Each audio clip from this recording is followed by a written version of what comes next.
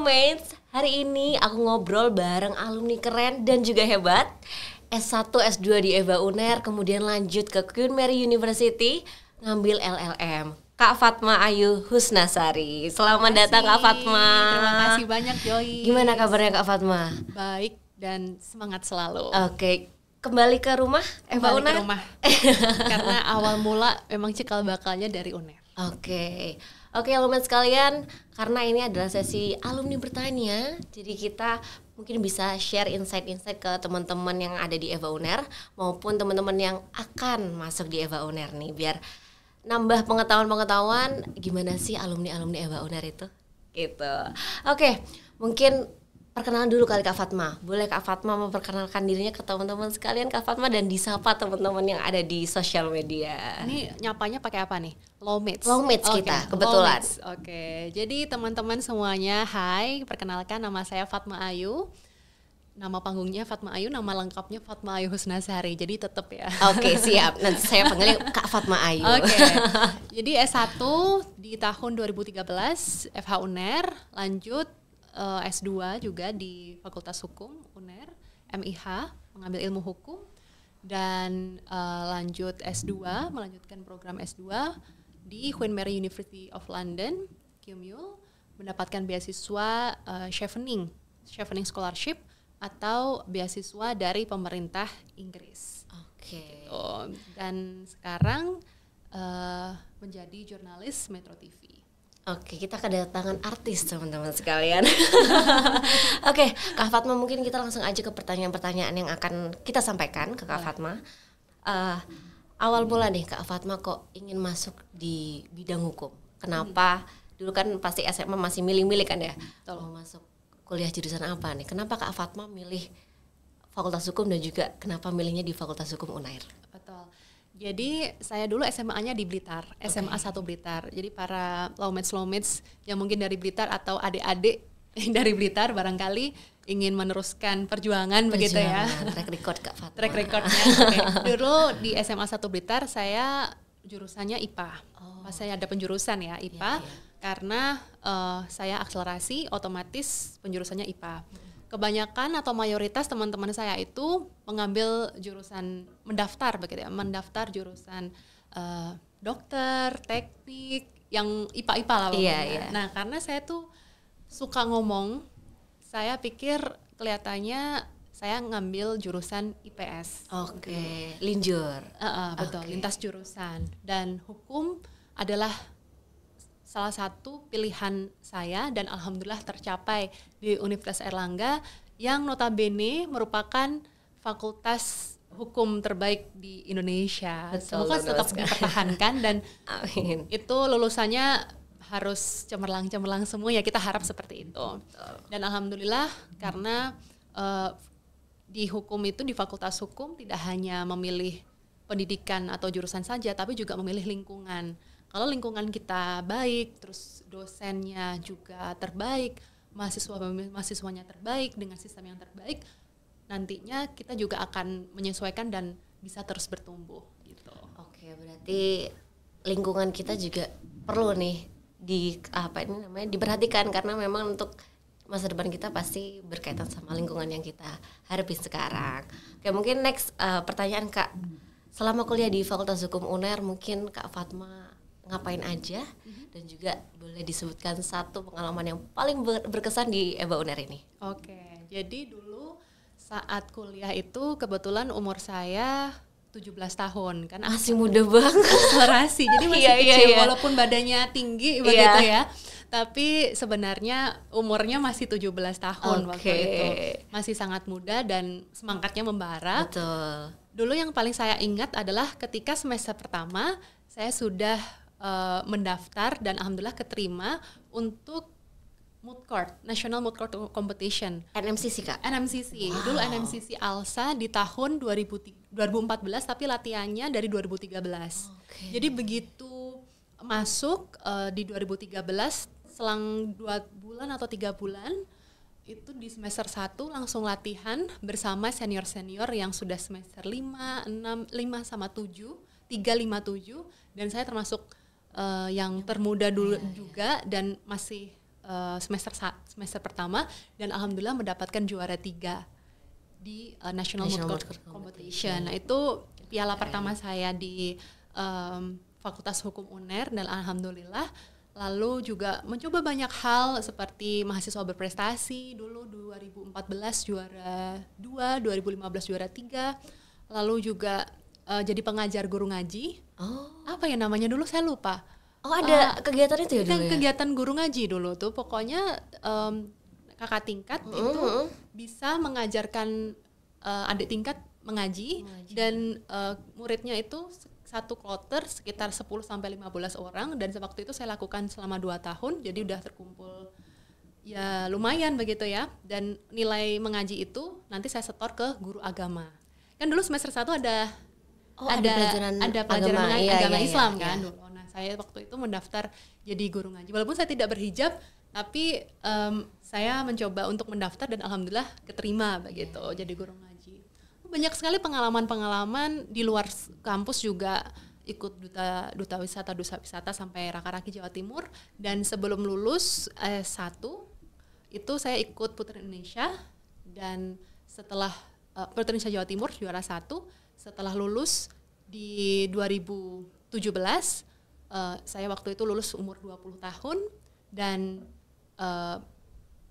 berkompetisi di Putri Indonesia Nasional, mendapatkan Putri Indonesia Favorit dan Putri Indonesia Top 3 Putri Indonesia Berbakat 2017. Jadi itu berangkat dari UNER, banyak sekali pengalamannya, support sistemnya, dosennya, teman-temannya sangat berkesan dan ikut menjadi bagian saya untuk terus bertumbuh hingga saat ini. Oke, gila. Keren banget track recordnya Kak Fatma, teman-teman sekalian. Nah, buat teman-teman kali yang sekarang lagi pengen cari-cari kegiatan, mungkin bisa dicontek track record dari Kak Fatma ini. Siapa tahu nanti lulus juga bisa jadi Kak Fatma, siapa yang tahu. Bisa lebih juga. Amin itu. Oke Kak Fatma, berarti ini Kak Fatma itu aktif di internal kampus dan juga eksternal kampus ya. Dari Kak Fatma sendiri ada pressure nggak? Saat itu kan juga Kak Fatma notabene kan masih muda juga, di umur segitu sudah aktif di kegiatan yang ada dalam kampus maupun di luar kampus. Itu feel-nya, atmosfernya seperti apa Kak? Kalau pressure sebenarnya saya suka tekanan. Memang suka ternyata. Salah ini pertanyaannya. Oke, gimana? Jadi kalau hidup lempeng-lempeng aja menurut saya kurang ada gregetnya. Waktu itu kan jiwa muda tuh membara, apalagi umur-umur under 20 bahkan 20s itu waktunya kita explore. Nah, itu yang saya lakukan, explore bidang pendidikan maupun non akademik begitu, sehingga kita tahu nih nanti sukanya di mana, kalau bisa kita tekuni akan bersinar di bidang itu gitu. Jadi untuk pressure sendiri saya tidak merasa tertekan begitu ya. Saya menjalaninya dengan penuh kesadaran dan kemantapan. Tapi alhamdulillah karena ada kegiatan maupun kegiatan kampus, organisasi dan lain sebagainya, ketika kita ke kehidupan nyata, setelah menjalani pendidikan selama 3,5 tahun di S1 begitu ya, itu jadi sudah terbiasa dengan melakukan banyak hal begitu, karena energi kita sudah kita asah dari muda, sehingga ketika kita di dunia kerja itu tidak kaget lagi begitu. Pernah, bisa lah. Oke. Berarti ini sedikit sentilan untuk Gen Z kali ya Kak ya? Gen apapun sih sebenarnya. Gen apapun. Mungkin karena saya Gen Z jadi kayak aduh langsung kena nih, langsung kayak gitu. Untuk gen apapun itu harus berani coba. Betul, karena rasa malas, rasa takut itu kan manusiawi, dan semua generasi mungkin juga pernah mengalaminya, tapi ada perubahan teknologi, ada perubahan perilaku, itu memang wajar dan kita harus beradaptasi. Tapi satu, semangat, lalu juga melawan rasa takut dan rasa malas itu bukan terpengaruh karena keadaan atau karena generasi, tapi itu memang harus ditanamkan dari generasi apapun, dari kita kecil begitu. Dari diri sendiri. Betul. Oke. Ini sangat menjadi PR ya buat teman-teman sekalian semuanya, gen apapun. Oke Kak Fatma, saya agak tertarik sama cerita Kak Fatma. Kak Fatma kan S1 S2 di EVA UNER ya. Betul. Kemudian lanjut studi pendidikannya LLM, bidang hukum juga, S2 juga. di Queen Mary University of London. Itu kok kakak ambil lagi? Kenapa tuh? Ada apa yang ada di pikiran Kak Fatma saat itu kok mau ngambil studi lagi? Padahal mungkin udah jadi reporter ya kala itu Kak. Gimana Kak? Mungkin bisa di-share ke teman-teman sekalian. Jadi ini agak unik ya ceritanya. Mungkin bagi sebagian orang berpikir bahwa lulusan hukum itu pasti akan sesuai atau inline dengan jurusan tersebut, dengan pekerjaan yang berbau dengan hukum, jadi lawyer, jaksa, dosen dan lain sebagainya, notaris gitu. Tapi memang jalan itu membawa saya di dunia jurnalis, dunia jurnalistik. Dan waktu itu dunia jurnalistik memang bukan tujuan saya yang utama karena saya tidak mempunyai pengetahuan tentang itu. Tapi ada kesempatan dan ada rezeki ketika saya jadi narasumber menjadi Putri Indonesia Jawa Timur dan menjadi narasumber di Metro TV. Dan akhirnya ditawari menjadi presenter freelance dan sampai saat ini menjadi karyawan Metro TV. Sehingga itu yang membuat saya berpikir bahwa tidak melulu dunia hukum itu selalu berhubungan dengan hukum. Kembali lagi ke topik yang awal, mengapa yang melatar belakangi saya walaupun jadi reporter dan mendaftar lagi kuliah S2 di LLM, QMUL, Queen Mary University of London, karena bagi saya itu sangat ilmu hukum itu sangat bisa diterapkan di semua aspek kehidupan, terutama di dunia jurnalistik yang saya tekuni begitu ya. Karena tidak hanya bicara soal public speaking yang harus melaporkan dari lapangan kejadian-kejadian, tapi saya juga harus bertemu dengan narasumber-narasumber. Saya juga mengetahui tentang hukum, sudut pandang, lalu melatih kekritisan dalam berpikir, dan itu sudah dilatih dari semenjak kuliah begitu. Dan semenjak itu saya berpikir bahwa ilmu itu tidak akan habis walaupun tidak di kelas dimanapun, itu kita selalu harus belajar. Dan waktu itu 8 tahun atau 7 tahun setelah S2 saya kepikiran untuk kuliah lagi karena waktu itu pandemi. Jadi pandemi kita merasa mental kita kena kan? Kena mental kalau kena mental bahasanya kita ya kan? Kena mental gitu. Bukan mental dirumahkan atau berada di rumah work from home, karena saya harus work from anywhere. Saya harus tetap bekerja di luar dengan virus-virus yang bertebaran itu. Saya stres sendiri. Kenapa kok ini masih tetap harus bekerja?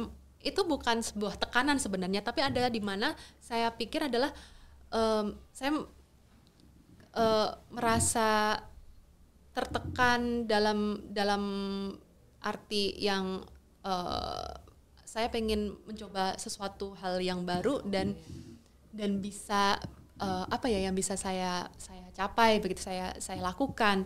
Karena waktu itu pandemi kan 2020 sampai 2022 2021 kan masih terus kayak ada rasa kok pandemi terus ya, itu kena mental banget sih itu. Dan alhamdulillah ada inspirasi untuk mendaftar beasiswa chevening dan dibiayai oleh pemerintah Inggris tanpa batasan umur dan bisa mengambil jurusan apapun. Saya waktu itu tanya Pak Dekan dulu dosen pembimbing saya, dan Pak saya mau kuliah lagi, gimana ya Pak? Oh ya nggak apa-apa, lanjut aja gitu.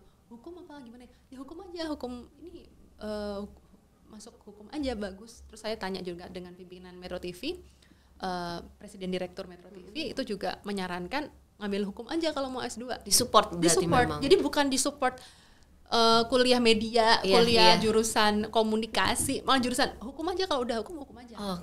Akhirnya saya mentor-mentor saya suhu-suhu di dunia jurnalistik dan dunia akademik mengencourage saya untuk mengambil jurusan hukum tersebut. Dan akhirnya alhamdulillah tidak salah jalan dan lulus dengan waktu yang tepat, dengan nilai yang terbaik, dan alhamdulillah bisa kembali lagi di rumah di UNER ini dan bisa bersilaturahmi dengan mentor-mentor dan dosen-dosen di UNER begitu.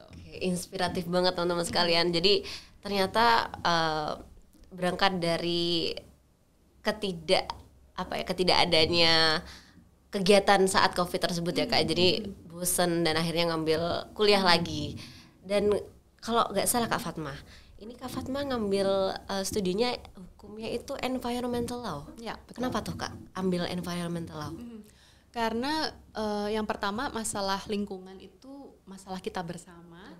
Dan saya punya background hukum, dan hukum tentang lingkungan di Indonesia itu S2 tidak ada spesifikasi yang jurusan tersebut begitu. Jurusan tersebut bisa didapat di negara-negara seperti Eropa dan terutama Inggris. Dan Inggris salah satu pionir untuk mengatasi permasalahan lingkungan, dan hukum lingkungannya itu juga sangat komprehensif begitu ya.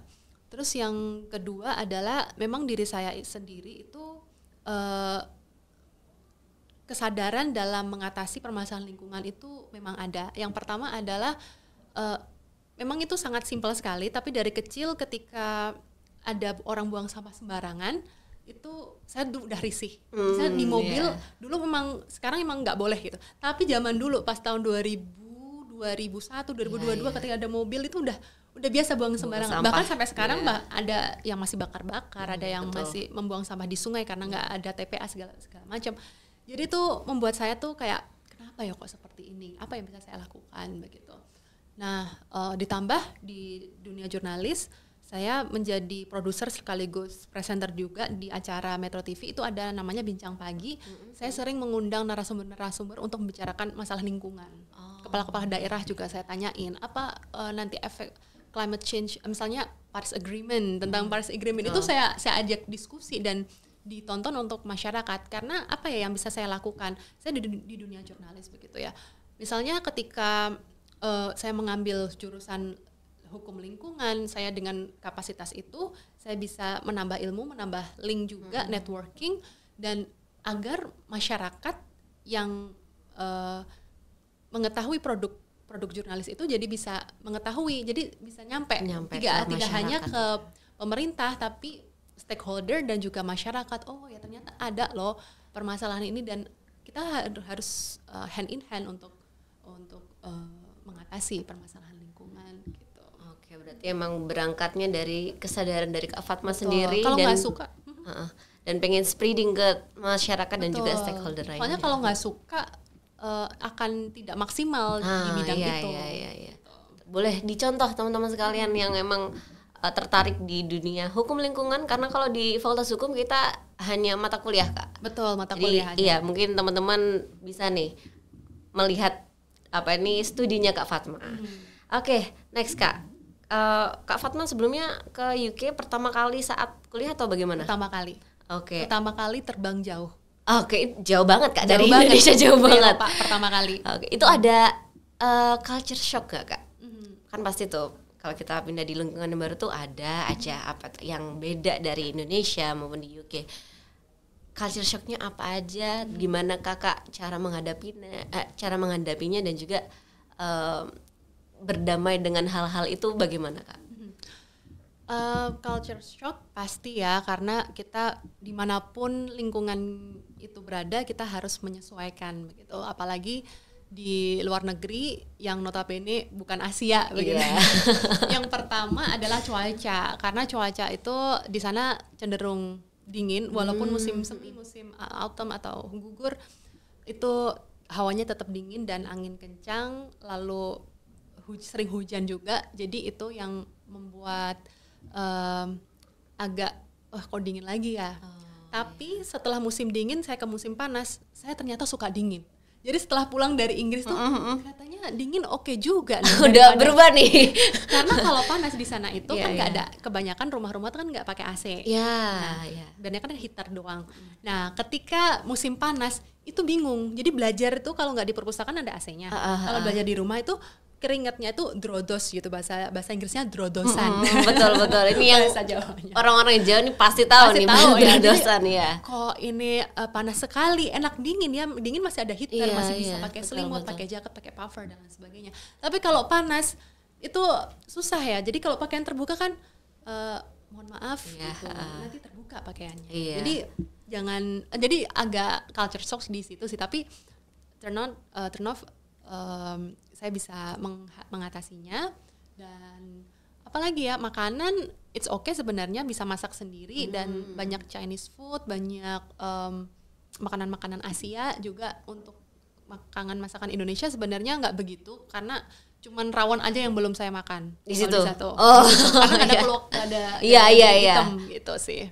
Oke. Nih teman-teman kalau mau berangkat ke UK mungkin bisa persiapan bawa keluar dari sekarang. Kayak gitu. Oke. Kalau tadi sempat Kak Fatma juga mention bahwa Kak Fatma ke UK ini dapat beasiswa dari Chevening. Mungkin bisa share ke teman-teman sekalian, Kak, Chevening ini beasiswanya seperti apa, cara apply-nya mungkin bagaimana, atau bisa kasih tips juga untuk bisa apply beasiswa dari Chevening. Jadi Chevening ini adalah beasiswa dari pemerintah Inggris yang memang diperuntukkan bagi negara-negara yang memang ditunjuk begitu ya. Kalau misalnya dari Inggris sendiri nggak boleh, terus dari US itu nggak dapat gitu. Jadi memang menyasar negara-negara seperti Indonesia, terus di daerah Asia, sebagian Eropa, Afrika dan sebagainya. Di tahun saya penerimaannya itu sekitar yang mendaftar dari seluruh dunia itu sekitar 73 ribuan. Dan yang keterima 1.300 dari seluruh dunia. Jadi penerimaannya 0,2%. Dikit banget. Dan itu memang kompetitif. Tapi alhamdulillah Indonesia mendapatkan, di zaman saya mendapatkan jatah 40-an. Jadi termasuk banyak. Di negara yang lainnya cuma dapat misalnya Uzbekistan. Teman saya itu cuman seangkatannya dia cuma dapat 5, 7 apa 3 gitu, saya lupa. Pokoknya sedikit. Kalau Indonesia tuh dikasih banyak dan itu berkah luar biasa, karena bagi pelamar-pelamar maksudnya 1.300 kita dapat 40 itu hal presentasi walaupun nggak besar dan juga itu tapi sangat bersyukur gitu ya. Nah dan beasiswa Chevening itu tanpa batasan umur, bisa jadi kalau udah umur misalnya 40 it's okay, 40, 45, 50 itu nggak masalah tanpa batasan umur, dan jurusan apapun bisa.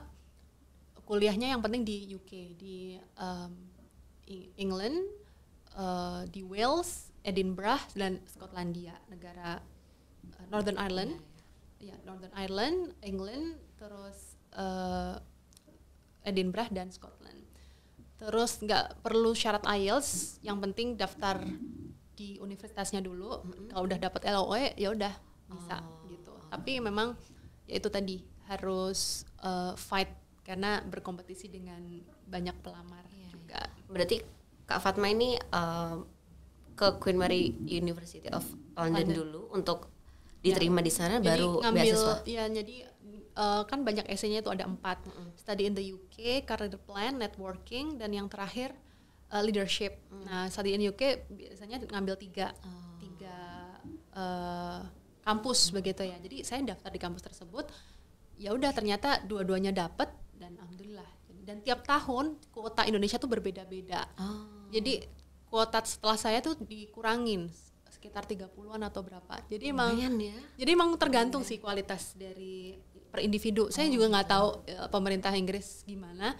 Tapi per tahun itu emang fluktuatif beda-beda begitu. Berarti tergantung sama pemerintah yang ada di sana ya. Betul. Oke, teman-teman yang emang mau apply beasiswa dari Chevening mungkin bisa kulik-kulik lagi.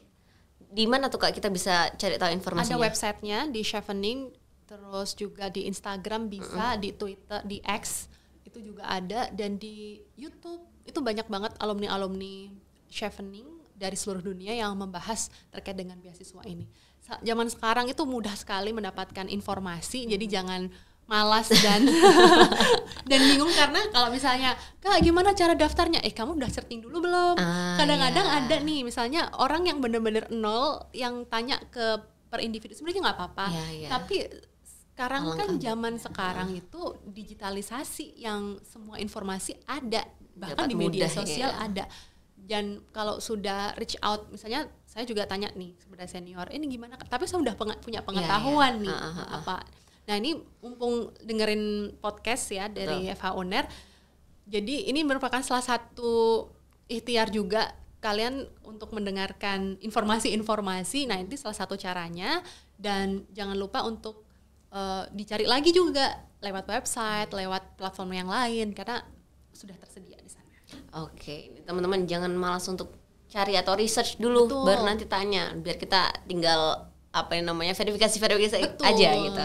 Oke Kak Fatma, kita udah ngobrol dari A sampai Z nih. momen atau hal paling berharga atau yang membekas di hati kakak selama perjalanan studi kakak dari S1, S2 hingga LLM? Mungkin bisa dikasih tahu ke teman-teman. Jadi itu merupakan bagian perjalanan dari seorang manusia begitu ya. Manusia pasti ada perjalanannya masing-masing.